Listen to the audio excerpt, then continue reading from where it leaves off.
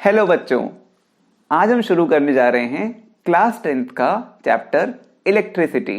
ठीक है, तो ये फिजिक्स का आपका, अगर हम पार्ट वाइज ब्रेक करें तो फिजिक्स का आपका ये फर्स्ट चैप्टर है। ठीक है, तो बहुत ही इंटरेस्टिंग चैप्टर है। चलिए देखते हैं। इलेक्ट्रिसिटी, आपको पता है इलेक्ट्रिकल एनर्जी, इलेक्ट्रिसिटी की कितनी ज़रूरत है आज। सोचो, कहते हैं घर घर में बिजली दी जा रही है ना, इलेक्ट्रिसिटी बिल आता है आपके घर में। गांव गांव तक आज जो प्राइम मिनिस्टर हैं वो इलेक्ट्रिसिटी को पहुंचाने के लिए बहुत ही उत्सुक हैं, है ना। तो इलेक्ट्रिसिटी हमारी जो मॉडर्न एज है उसके लिए क्या है, बहुत ही नेसेसरी है ना। क्यों? क्या हमें वास्तव में इलेक्ट्रिकल एनर्जी की रिक्वायरमेंट है? आप सोच के देखिए, क्या आपको इलेक्ट्रिसिटी चाहिए? मुझे तो नहीं चाहिए। इलेक्ट्रिसिटी मिलेगी तो शॉक लग जाएगा। मुझे इलेक्ट्रिसिटी नहीं चाहिए, मुझे डिफरेंट काइंड्स ऑफ एनर्जीज चाहिए। जैसे मुझे अगर पढ़ना है तो मुझे लाइट चाहिए, है ना। मुझे अगर मनोरंजन करना है तो मुझे टीवी ऑन करना पड़ेगा, है ना। और क्या चाहिए मुझे? बहुत ठंड पड़ रही है तो मुझे हीटर चाहिए, है ना, हीट एनर्जी चाहिए। तो मुझे ज़रूरत किसकी है? हीट एनर्जी की, लाइट एनर्जी की, साउंड एनर्जी की। और जब बहुत गर्मी हो तो पंखा चलना चाहिए, पंखे का घूमना, मतलब कौन सी एनर्जी? मैकेनिकल एनर्जी, है ना। तो हमें रिक्वायरमेंट किसकी है? अदर फॉर्म्स ऑफ एनर्जी की। किसकी नहीं है? इलेक्ट्रिकल एनर्जी की, है ना। तो हमें ज़रूरत है लाइट एनर्जी की, साउंड एनर्जी की, हीट एनर्जी की, और ये मैकेनिकल एनर्जी पंखे के केस में, है ना, कूलर के केस में। तो हमें ये सब एनर्जी चाहिए। फिर इलेक्ट्रिकल एनर्जी क्यों घर घर में इलेक्ट्रिकल एनर्जी सप्लाई की जा रही है? तो आपने बेटा पढ़ा हुआ है कि energy can neither be created nor be destroyed. Energy जो होती है ना वो क्रिएट कर सकते हैं ना उसको डिस्ट्रॉय कर सकते हैं। तो फिर क्या कर सकते हैं? उसे एक फॉर्म से दूसरे फॉर्म में कन्वर्ट कर सकते हैं, है ना। तो इलेक्ट्रिसिटी या इलेक्ट्रिकल एनर्जी ये ऐसी एनर्जी है, या इलेक्ट्रिसिटी जो है वो जो है आसानी से हम कंट्रोल कर सकते हैं, और ये कन्वीनियंट फॉर्म है हमारे लिए एनर्जी की। होता क्या है, इलेक्ट्रिसिटी जो होती है वो आसानी के साथ अदर फॉर्म्स ऑफ एनर्जी में क्या हो जाती है? कन्वर्ट हो जाती है जब वो घर में आती है। ठीक है, तो because it is controllable and convenient, it is used and it can be converted into other forms of energy in the house, है ना। तो इस वजह से मॉडर्न जो एज है उसमें इलेक्ट्रिसिटी की बहुत ज़्यादा रिक्वायरमेंट है, चाहे वो हाउसेस हों, चाहे वो हॉस्पिटल्स हों, चाहे वो होटल्स हों, है ना। तो हर जगह इसकी बहुत रिक्वायरमेंट है। आई होप आप मेरी बात समझ पाए हो। अब देखेंगे कि ये इलेक्ट्रिसिटी का मीनिंग क्या है अभी, है ना, और ये इलेक्ट्रिसिटी कैसे बनती है, इसे कैसे कंट्रोल करते हैं, कैसे रेगुलेट करते हैं, कैसे ऑन एंड ऑफ करते हैं, ये सारी बातें सीखेंगे। तो जो पहला टर्म आने वाला है वो आ रहा है हमारे सामने, इलेक्ट्रिक करंट। अब हमको बेटा ये सीखना पड़ेगा ये करंट क्या होती है। करंट बेटा एक जनरल टर्म है, आपने ज्योग्राफी में पढ़ा हुआ है, याद करो, वाटर करंट, है ना। तो करंट कहाँ पे आता है? जहां पे कोई चीज फ्लो कर रही होती है, मूव कर रही होती है, वहां पे करंट डिफाइन होता है। Current is because of movement of something. तो वाटर करंट में क्या मूव कर रहा होता है? रिवर या ओशन में वाटर फ्लो कर रहा होता है, एयर करंट, है ना।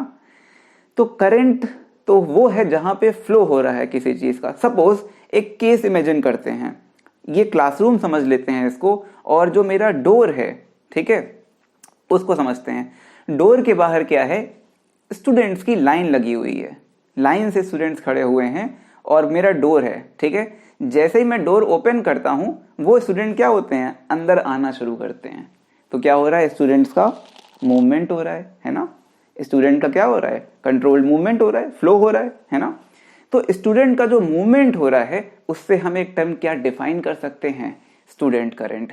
अब हम मैथमेटिकली उसे किस तरह से डिफाइन करेंगे ये सीखना। हम बोलेंगे कि जो स्टूडेंट करंट की जो वैल्यू होगी वो होगी इस पर बेस्ड कि एक सेकेंड में कितने स्टूडेंट्स एंटर करते हैं या उस दरवाजे से क्रॉस करते हैं। सपोज 50 स्टूडेंट्स हैं। कितने स्टूडेंट्स हैं? 50, ठीक है। और एक सेकेंड में 5 स्टूडेंट्स क्रॉस कर जाते हैं। भाई चल रहे हैं सब लाइन से ऐसे करके, तो एक क्रॉस किया, दो क्रॉस किया, तीन क्रॉस किया, तो एक सेकेंड में कितने क्रॉस करते हैं? 5 स्टूडेंट्स। टोटल कितने हैं? 50। मैं आपसे पूछूं सारे स्टूडेंट क्रॉस करें, टाइम कितना लगेगा? तो आप कहोगे सर एक सेकेंड में 5 कर रहे हैं और करने कितने हैं? 50, तो इट विल टेक 10 सेकेंड्स। बात आपकी सही है, ठीक है। तो 10 सेकेंड्स में 50 स्टूडेंट्स क्या करते हैं? क्रॉस करते हैं, है ना। तो एक सेकेंड में कितने क्रॉस करेंगे? आप कहोगे सर 10 सेकेंड्स में 50, तो एक सेकेंड में 5। तो ये है student current. Amount of students, है ना, या number of students passing through the door in 1 second, ठीक है। तो इस तरह से करंट डिफाइन होता है कि एक सेकेंड में वो चीज कितनी क्रॉस कर गई, ठीक है। अब इलेक्ट्रिक करंट के केस में क्या चीज फ्लो होने वाली है? That is called electric charge. तो इलेक्ट्रिक करंट के केस में जो चीज फ्लो होने वाली है उसका नाम है इलेक्ट्रिक चार्ज। इलेक्ट्रिक चार्ज के बारे में आपने लास्ट ईयर थोड़ा थोड़ा पढ़ा है केमिस्ट्री में। चलिए हम अच्छे से बात करेंगे इसके बारे में। इसको Q से करते हैं रिप्रेजेंट, किसको? इलेक्ट्रिक चार्ज को, और इसकी यूनिट होती है कूलॉम्ब। इसको C से लिखते हैं। तो इलेक्ट्रिक चार्ज को Q से करते हैं रिप्रेजेंट, और इसकी जो यूनिट है वो है कूलॉम्ब। ऐसे ही करंट की यूनिट क्या होती है? A से लिखेंगे, इसकी यूनिट को बोलते हैं एम्पियर। AMPERE, ampere. तो करंट की यूनिट है एम्पियर, इसको लिखते हैं कैपिटल A से। इलेक्ट्रिक चार्ज लिखते हैं कैपिटल Q से, यूनिट है कूलॉम्ब। हाँ, मैं आपसे कह रहा था कि इलेक्ट्रिक करंट के केस में क्या चीज फ्लो होने वाली है? वो है इलेक्ट्रिक चार्ज। तो इलेक्ट्रिक चार्ज के मूव करने से क्या आती है? करंट। तो डेफिनेशन हम बना सकते हैं, क्या होगा? यहां से लिख रहा हूं मैं, amount of charge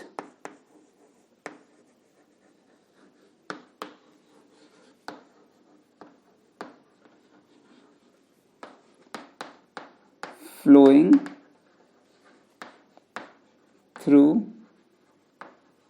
amount of charge flowing through a particular area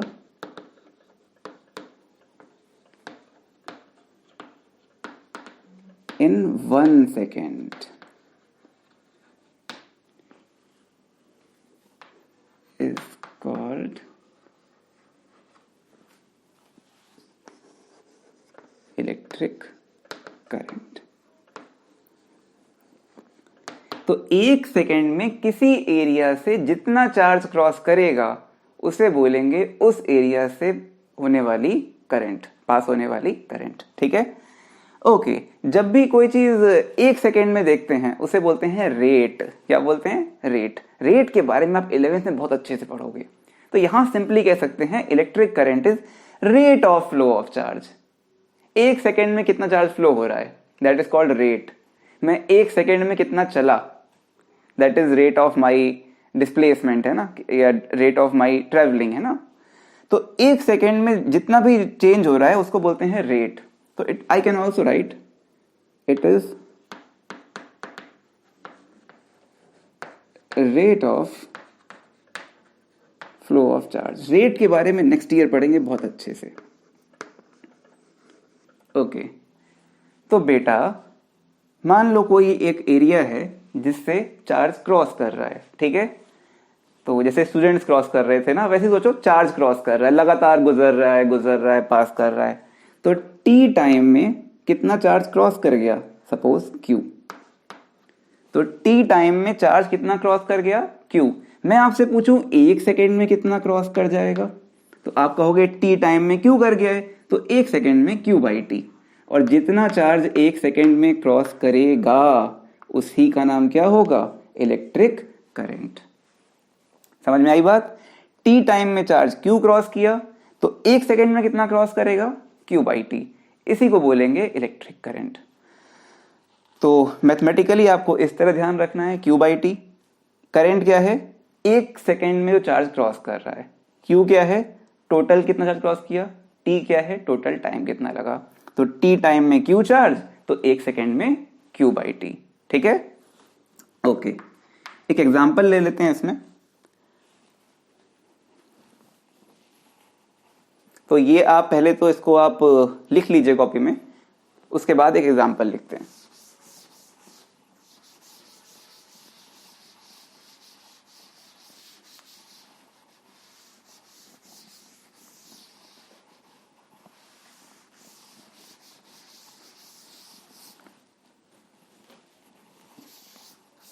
example अगर लिया जाए तो लिख लेते हैं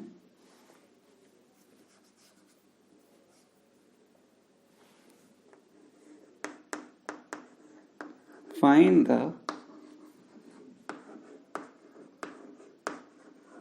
total amount of charge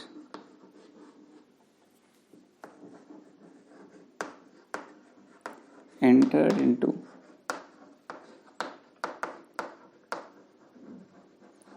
filament of a bulb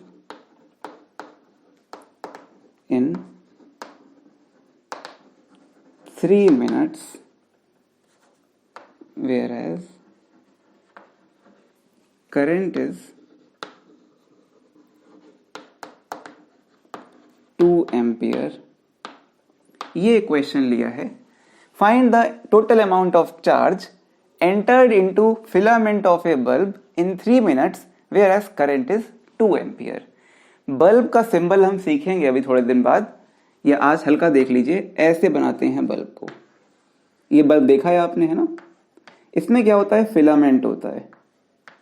हम बल्ब को ऐसे बनाएंगे इस तरह से, ये फिलामेंट है। फिलामेंट आप अगर बल्ब देखोगे तो उसके अंदर एक छोटी सी पतला सा वायर होता है लेयर के फॉर्म में इस तरह, है ना? उसे बोलते हैं फिलामेंट। थोड़ा सीख लो। होता क्या है, जब करंट जाती है, इलेक्ट्रिसिटी जाती है किसमें, बल्ब में। कब जाती है, स्विच ऑन करते हो घर में, जैसे ही उसमें इलेक्ट्रिसिटी जाती है वो गर्म होना शुरू होता है। कौन, फिलामेंट। और जब फिलामेंट गर्म होता है, बहुत गर्म होता है, बहुत हीट होता है, जब वो बहुत हीट होता है तो फिर वो लाइट को प्रोड्यूस करता है। ठीक है, तो लाइट कैसे आती है बल्ब से, फिलामेंट के हीट होने से। अब दूसरा क्वेश्चन पूछते हैं, भाई फिलामेंट इतना हीट हो रहा है तो ऐसा ना हो कि गर्म हो कि क्या हो, पिघल जाए, है ना? क्योंकि हमें उससे तो लाइट चाहिए ना, पिघलाना थोड़ा ही है उसको कि गर्म करा पिघल गया, पिघलाना नहीं है उसको। तो फिर ऐसे सब्सटेंस को यूज करो, ऐसा एलिमेंट यूज करो जिससे वो जो फिलामेंट है वो मेल्ट ना हो जाए। तो इसीलिए टंगस्टन यूज करते हैं। बल्ब के केस में जो फिलामेंट होता है वो टंगस्टन का होता है। शायद केमिस्ट्री में आपने नाम सुना हो टंगस्टन, क्योंकि जो टंगस्टन एलिमेंट होता है इसका मेल्टिंग पॉइंट हाई होता है। ये ऐसा मेटल है जिसका मेल्टिंग पॉइंट क्या है, हाई, तो ये आसानी से मेल्ट नहीं होता। मेल्टिंग पॉइंट का मतलब वो टेम्परेचर जिस पे जाके क्या हो, मेल्ट हो। ठीक है, तो ये बहुत हाई टेम्परेचर पे जाके मेल्ट होगा। तो जब हम बल्ब में इसका फिलामेंट यूज करते हैं टंगस्टन का, तो ये गर्म होने के बाद लाइट प्रोड्यूस करता है, मेल्ट नहीं होता। ठीक है, ओके। अब क्या होगा, अब क्वेश्चन पे आते हैं अपना। तो कह रहा है आपसे कि भाई करंट है 2 एम्पियर। चलो पहले फॉर्मूला लिखते हैं, बिना फॉर्मूले के भी सोच सकते थे लेकिन पहले देखते हैं फॉर्मूले से। तो I is equal to Q by T, है ना? ओके, करंट कितनी है, 2 एम्पियर। क्यू रख दें ऐसे, टाइम कितना है, 3 मिनट्स रखेंगे। SI यूनिट जैसे सेकेंड्स में रखेंगे। 1 मिनट में 60 सेकेंड्स, तो 3 मिनट में 60 इंटू 3 180 सेकेंड्स। तो Q आ जाएगा 180 इंटू 2 360। यूनिट क्या होगी, कूलॉम। कूलॉम को C से लिखते हैं। बात समझना, ओरली करते हैं इसको। भाई करंट कितनी है, 2 एम्पियर, तो इसका मतलब 1 सेकेंड में कितना चार्ज क्रॉस कर रहा है, 2 कूलॉम ना। तो 1 सेकेंड में 2 कूलॉम, तो 3 मिनट में कितना करेगा, तो 3 मिनट मतलब 180 सेकेंड्स। तो 1 सेकेंड में 2 कूलॉम, तो 180 सेकेंड्स में, 1 सेकेंड में 2, तो 180 में 360 कूलॉम। ठीक है, बहुत आसान सा न्यूमेरिकल था, समझ पाए? अब बात ये आएगी कि भाई चार्ज फ्लो करता है, लेकिन कैसे करता है, किसमें करता है, इसके बारे में थोड़ी बात करेंगे। बोर तो नहीं हो रहे ना? चलो, तो जब होता क्या है, आपके घर में बैटरी होती है, मोबाइल में बैटरी देखी है ना, वैसे ही बैटरी होती है। What is battery, battery is combination of cells. एक सेल सिंगल यूनिट हो गई, बैटरी में क्या होती हैं, बहुत सारी मल्टीपल सेल्स होती हैं, ठीक है। जब एक वायर को उस बैटरी से लगाते हैं तो उस वायर में क्या आती है, करंट। बैटरी का सिंबल बेटा ऐसा होता है, ये है सिंबल किसका, बैटरी का। ये बैटरी का सिंबल है, एक बड़ी लाइन एक छोटी लाइन, ऐसे लिखते हैं बोर्ड में, मतलब कॉपी पे, किसको, बैटरी को, ठीक है, या एक सिंगल सेल को। तो ये बैटरी जो होती है इसको जब लगाते हैं एक तार से, किससे लगाते हैं, एक वायर से, तो वायर में क्या आती है, करंट। क्या फंडा है इसके पीछे, सोचो जरा। अगर मैं वायर की जगह एक लकड़ी को यूज करूं तो क्या लकड़ी में करंट आती है, आप कहोगे नहीं। किस में आती है करंट, वायर में, कंडक्टिंग वायर में। तो करंट किस में फ्लो करता है, कंडक्टर्स में। किस में नहीं करता है, इंसुलेटर्स में। लकड़ी क्या है, इंसुलेटर है ना। तो वायर किसका बना होता है, कॉपर का। जो घरों में वायर्स हैं वो किसके होते हैं, कॉपर्स के, है ना। स्विच ऑन करते हो तो जो वायर्स हैं उससे करंट फ्लो करती है। अगर मैं वायर्स की जगह पे लकड़ी या प्लास्टिक यूज करता, उसमें करती फ्लो क्या, आप कहोगे नहीं सर, ऐसा क्या डिफरेंस है दोनों में, और क्या चीज है, चार्ज कौन सा फ्लो करता है। ये सारी बातें हम अब सीखने जा रहे हैं, ठीक है। देखते हैं क्या होता है। वायर्स हो या कोई भी मटेरियल हो, मटेरियल के अंदर क्या होते हैं, एटम्स होते हैं ना। याद करो थोड़ा सा, एटम्स होते हैं। एटम्स में क्या होता है, न्यूक्लियस होता है, और उसके अराउंड इलेक्ट्रॉन्स क्या हो रहे होते हैं, रिवॉल्व कर रहे होते हैं। हल्का हल्का आपने पढ़ा है लास्ट 9th क्लास में ना। चलो, यहां पे है न्यूट्रॉन्स प्लस प्रोटॉन्स, और इलेक्ट्रॉन्स रिवॉल्व कर रहे होते हैं। जिसको नहीं पता है सीख लो आज, ठीक है। इलेक्ट्रॉन्स के पास होता है नेगेटिव चार्ज और प्रोटॉन्स के पास होता है पॉजिटिव चार्ज, ठीक है। तो इलेक्ट्रॉन कैसा हो गया, नेगेटिव चार्ज, प्रोटॉन कैसा हो गया, पॉजिटिव चार्ज। तो इलेक्ट्रॉन के पास होता है, इलेक्ट्रॉन को ऐसे लिख रहे हैं, नेगेटिव चार्ज, और प्रोटॉन के पास होता है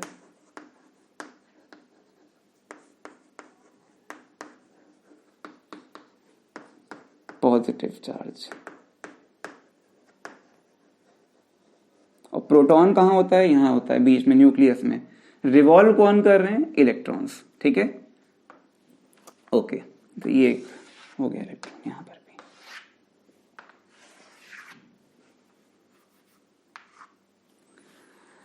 ओके, अब क्या होता है, ये होता है एटम आपका, ठीक है। अब क्या होता है, ये है एटम, चाहे वो कॉपर का हो एटम, चाहे वो हो वुड का एटम, वो रहेगा ऐसा। अब ये बैटरी क्या करती है, जैसे ही बैटरी लगाते हैं इन सब चार्जेस पे धक्का लगना शुरू होता है, इन पे फोर्स लगना शुरू होता है, धक्का, ठीक है। अब होता क्या है, प्लस और माइनस, ये प्लस ये माइनस, प्लस माइनस अट्रैक्ट करते हैं। क्या करते हैं, अट्रैक्ट, प्लस माइनस करते हैं अट्रैक्ट। तो ये प्लस जो है इस इलेक्ट्रॉन को बांधे हुए है अपने पास, बाउंड करके रखा हुआ है बिकॉज ऑफ अट्रैक्शन। ऐसे ही ये प्लस इसको भी अट्रैक्ट कर रहा है, ये प्लस इसको भी क्या कर रहा है, अट्रैक्ट कर रहा है, ठीक है, बांधे हुए, बाउंड करके रखे हुए। जैसे ही बैटरी लगाते हैं, जो ये वायर्स के अंदर ये जो एटम्स में इलेक्ट्रॉन्स हैं, इन सब पे धक्का लगना शुरू होता है, ठीक है। अब क्या होता है, जो कंडक्टर्स होते हैं, कौन होते हैं, कंडक्टर्स,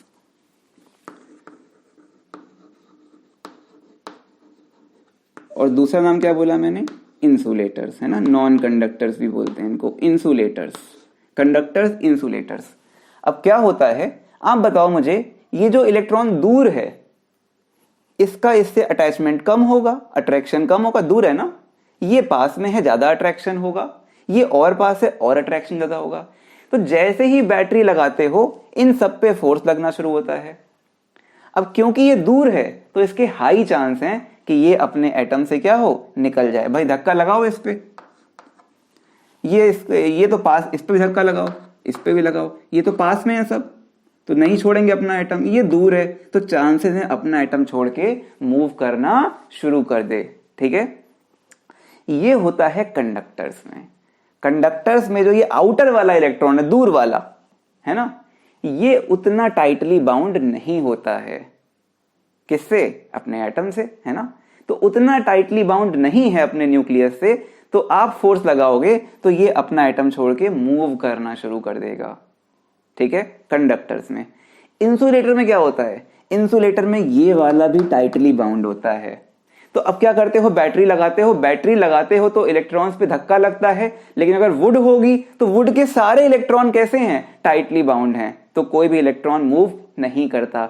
इलेक्ट्रॉन के पास क्या है? चार्ज है। जब वो मूव ही नहीं किया तो कोई करंट नहीं आएगी।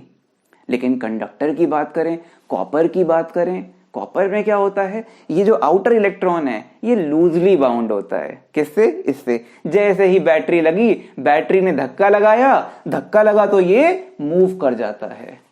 ठीक है, और जैसे ये मूव करेगा तो ये चार्ज है, और चार्ज के मूव करने से बेटा क्या आती है? करंट आती है। समझ पाए? तो कंडक्टर के केस में जो आउटर वाला इलेक्ट्रॉन है ये अपने न्यूक्लियस से लूजली अट्रैक्टेड होता है, तो थोड़ा फोर्स लगाओगे ये मूव करना शुरू कर देगा। तो इस इलेक्ट्रॉन को बोलते हैं फ्री इलेक्ट्रॉन्स। क्या बोलते हैं? Free electrons. इसके बारे में आप 12th में पढ़ोगे डिटेल में, अभी हल्का समझ लो। इनको बोलते हैं फ्री इलेक्ट्रॉन्स। तो कंडक्टर्स के पास ऐसी कौन सी खास बात है कि उसमें करंट फ्लो करती है? तो आप आंसर क्या दोगे? सर कंडक्टर्स के पास क्या होते हैं? Free electrons. जैसे ही बैटरी लगाते हो, बैटरी का काम है धक्का देना, तो इन इलेक्ट्रॉन्स पे धक्का लगता है, धक्का लगने से ये मूव करना शुरू करते हैं। ठीक, अब हुआ क्या? चार्ज दो नेचर के होते हैं, पॉजिटिव भी और नेगेटिव भी। ठीक है, जो करंट डिफाइन की गई वो डिफाइन की गई पॉजिटिव चार्ज की तरफ। जैसे कहीं पे पॉजिटिव चार्ज मूव कर रहा हो तो उधर ही क्या डिफाइन होती है? करंट। ठीक, लेकिन जो वायर्स होते हैं, वायर्स में क्या चीज मूव करती है? क्या पॉजिटिव चार्ज मूव करता है? No sir, negative charge move करता है। तो सपोज ये एक वायर है, आपने बैटरी लगाई तो कंडक्टिंग वायर है, बैटरी लगाई तो इलेक्ट्रॉन्स पे फोर्स लगा, वो मूव करना शुरू करने लगे।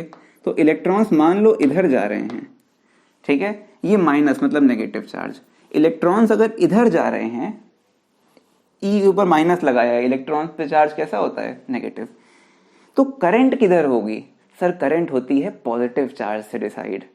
तो नेगेटिव इधर जा रहा है तो हम बोल सकते हैं कि इक्विवेलेंटली पॉजिटिव किधर होगा? इधर।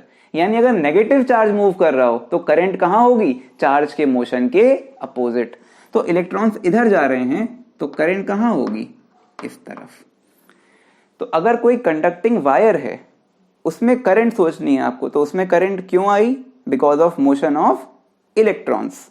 ठीक है, और करंट कहां होगी? इलेक्ट्रॉन्स के मोशन के ऑपोजिट। अब हमें यह सोचना है कि बैटरी में ऐसी खास बात क्या होती है, क्या टर्म होता है वो जिसकी बदौलत ये करंट आती है। ठीक है, तो बैटरी क्या करती है? बैटरी जो है उसके अंदर केमिकल्स होते हैं, और वो जो केमिकल्स होते हैं बैटरी के, वो प्रोड्यूस करते हैं पोटेंशियल डिफरेंस। क्या करते हैं? Potential difference. तो एक नाम आ रहा है आपके सामने अभी, potential difference.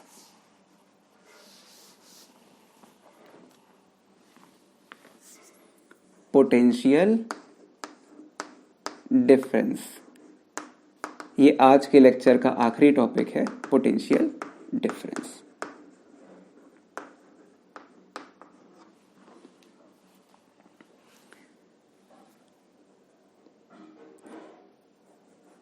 Work done to take unit charge from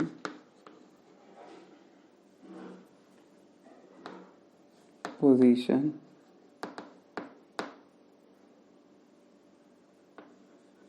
A to position B. Work done to take unit charge from position A to position B is called potential difference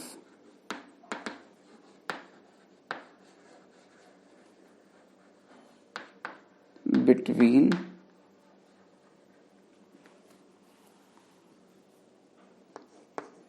position B and position A. मुश्किल नहीं है यार, आसान है बहुत। Suppose ये ए position है और ये बी पोजीशन है।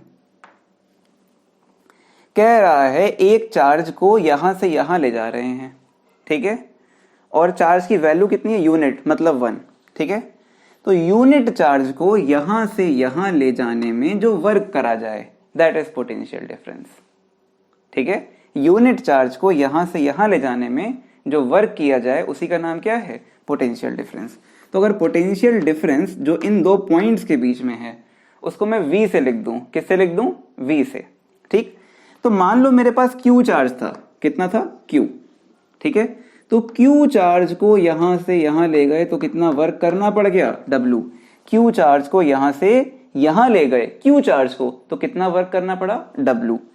यूनिट चार्ज को ले जाएंगे तो कितना वर्क करना पड़ेगा, W/Q। भाई Q चार्ज को ले गए तो W वर्क करना पड़ा, 1 को ले जाएंगे तो कम करना पड़ेगा, W/Q, है ना। तो Q चार्ज को ले गए तो W वर्क, यूनिट को ले गए तो W/Q, और यूनिट चार्ज को ले जाने में जितना वर्क करना पड़ता है उसी का नाम है पोटेंशियल डिफरेंस। समझ पाए, Q चार्ज को ले जाने में W वर्क, तो यूनिट चार्ज को ले जाने में W/Q वर्क, ठीक है। तो potential difference is defined as work done per unit charge, और जो यूनिट है इसकी वो है वोल्ट। क्या यूनिट है, वोल्ट। तो potential difference is amount of work done to take unit charge from one position to second position. Is it clear. तो Q चार्ज को ले गए, W वर्क, यूनिट को ले जाएंगे W/Q। तो W can be written as Q into V। इसको समझ सकते हो इस तरह भी कि यूनिट चार्ज को ले गए तो कितना वर्क, V। Q को ले गए तो कितना वर्क, QV। इसको इधर ले आइए तो वर्क डन निकल आएगा। यूनिट चार्ज को ले गए तो कितना वर्क, V। Q को ले गए तो QV। एक लास्ट एग्जांपल देखते हैं आज का और फिर इस लेक्चर को फिनिश करते हैं। आई होप आप ये नोट कर लेंगे।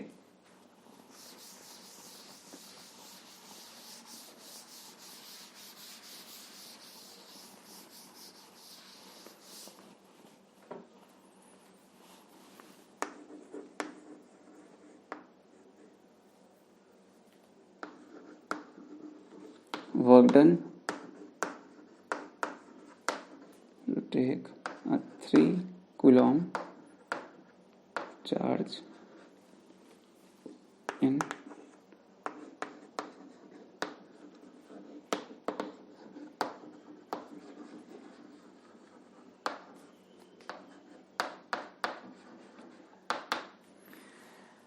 Work done to take question mark लगा देते हैं, फाइंड करना है। Work done to take 3 coulomb charge in potential difference 7 volt, ठीक है। 3 कूलॉम चार्ज को 7 वोल्ट के पोटेंशियल डिफरेंस में ले जाने में कितना वर्क करना पड़ेगा। तो याद करो sir, what is potential difference, unit charge को ले जाने में जो वर्क करते हैं। तो यूनिट को ले जाने में 7 वोल्ट का वर्क है ना, 7 जूल का वर्क यूनिट जूल होती है ना। तो यूनिट को ले जाने 7 का, तो 3 को ले जाने में 21 का ना। चलो फॉर्मूला लगाते हैं, V is equal to W/Q। V कितना रख देंगे, 7 वोल्ट, W निकालना है, Q कितना है 3, तो W आ जाएगा 21 जूल, ठीक है। तो ये आ गया 21 joule. That is work done to bring 3 coulomb charge in potential difference 7 volt. I hope आपको लेक्चर पसंद आया होगा। अगर पसंद आए बेटा तो इसको लाइक करो और अपने दोस्तों में इसको शेयर करो और ये चैनल सब्सक्राइब करो। Thank you.